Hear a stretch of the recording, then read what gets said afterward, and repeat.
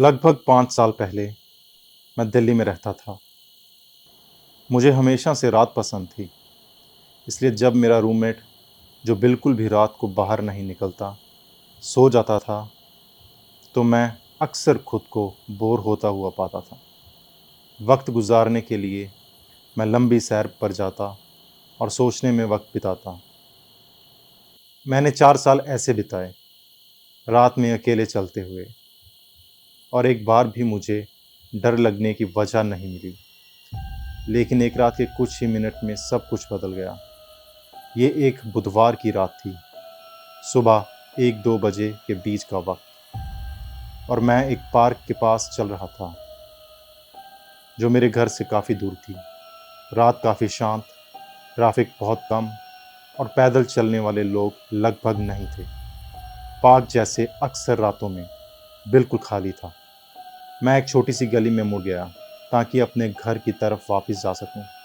तभी मैंने उसे पहली बार देखा। गली के दूसरे छोर पर मेरी तरफ एक आदमी की परछाई थी जो नाच रहा था।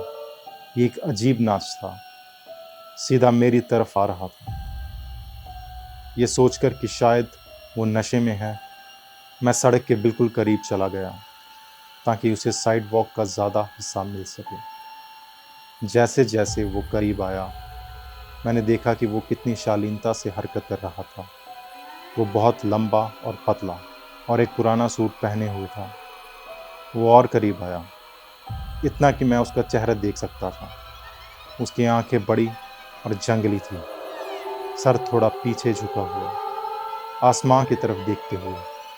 उसका मुंह एक दर्दनाक मुस्कुराहट बनाए हुए। उसकी आंखें और मुस्कुराहट को देखकर मैंने फैसला किया कि उसके और करीब आने से पहले मैं सड़क पार कर लूं। मैंने उससे नज़र हटाकर खाली सड़क पार की। दूसरी तरफ पहुंचकर मैंने पीछे देखा और फिर वहीं रुक गया। वो नाचना बंद कर चुका था और एक पैर सड़क पर रखे बिल्कुल मेरे दूसरी तरफ खड़ा था। वो मेरी तरफ मुंह किए था, लेकिन अब भी आसमान की तरफ देख रहा था।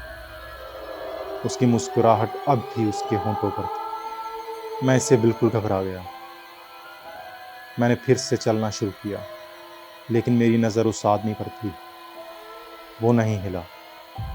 जब मैंने उससे कुछ दूरी बना ली, तो मैंने एक पल के लिए उससे नज़र हटाकर साइड वॉक को देखा। आगे की साइड वॉक बिल्कुल खाली थी। अब भी घबराए हुए मैंने वापस उसकी तरफ देखा जहाँ वो खड़ा था, लेकिन वो वहाँ नहीं था। एक पल के लिए मुझे राहत मिली, लेकिन फिर मैंने उसे देखा। वो साइड वॉक पार कर चुका था और अब थोड़ा झुका हुआ। दूर और परछाइयों की वजह से मैं श्योर नहीं था, लेकिन मुझे यकीन था कि वो मेरी तरफ देख रहा है। मैंने उसे नज़र हटाई थी, शायद 10 सेकंड से ज़्यादा नहीं, इसलिए ये साफ था कि वो बहुत तेज़ी से हिला था। मैं इतना शॉक में था कि कुछ देर तक वहीं खड़ा उसे देखता रहा, और फिर वो फिर से मेरी तरफ आने लगा। वो बहुत, बहुत तेज़ी से आगे बढ़ रहा था। मैं ये कहना चाहूँगा कि इस वक्त मैं भागा, लेकिन मैंने कुछ भी नहीं किया। मैं वहीं खड़ा रहा, बिल्कुल जम गया, जबकि वो मुस्कुराता हुआ आदमी मेरी तरफ चुपके से आता रहा और फिर थोड़े ही फासले पर रुक गया। अब भी वही मुस्कुराहट, अब भी आसमान की तरफ देखता हुआ। जब मुझे अपनी आवाज़ वापस मिली, तो मैंने जो पहली चीज़ दिमाग में आई वो बोल दी, तु, तुम्हें क्या चाहिए? गुस्से और दबंग आवाज़ में। जो निकला वो था एक धीमी सी आवाज़। क्या? चाहे इंसान डर को सूंघ सके या ना, वो उसे सुन ज़रूर सकता है। मैंने अपनी ही आवाज़ में डर सुना, और इससे मैं और ज़्यादा डर गया। लेकिन उसने इसका कोई जवाब नहीं दिया। वो बस वहीं खड़ा रहा, मुस्कुराते हुए, और फिर जो एक सदी जैसे लगा, वो धीरे से घूमा और डांस वॉकिंग करता हुआ दूर जाने लगा। बस ऐसे ही। मैंने उससे पीठ नहीं दिखानी चाहिए। मैं बस उसे देखता रहा, जब तक वो इतना दूर नहीं हो गया कि लगभग नज़र से ओझल ना हो जाए। और फिर मुझे कुछ समझ आया। वो अब दूर नहीं जा रहा था, ना ही नाच रहा था। वो मेरी तरफ वापस आ रहा था और इस बार वो दौड़ रहा था। मैं भी भागा। मैं तब तक भागा जब तक मैं उस छोटी गली से निकलकर एक बेहतर सड़क वाली रोशनी पर नहीं आ गया जहाँ थोड़ा ट्रैफिक था। तब पीछे मुड़कर देखा, वो कहीं नहीं था।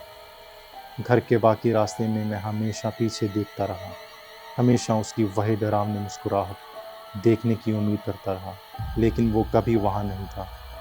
उस रात के बाद मैं उस शहर में 6 महीने और था और मैं फिर कभी सैर के लिए नहीं गया। उसके चेहरे में कुछ ऐसा था जो मुझे हमेशा सताता था। वो नशे में नहीं लगता था, ना ही उसने कोई ड्रग लिया हुआ था। वो बिल्कुल और पूरी तरह से पागल लगता था और ये देखना एक बहुत डरावनी बात थी।